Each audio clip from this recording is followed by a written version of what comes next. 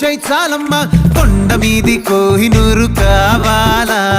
జంగిలెల్లి జాగువారు తేవాలా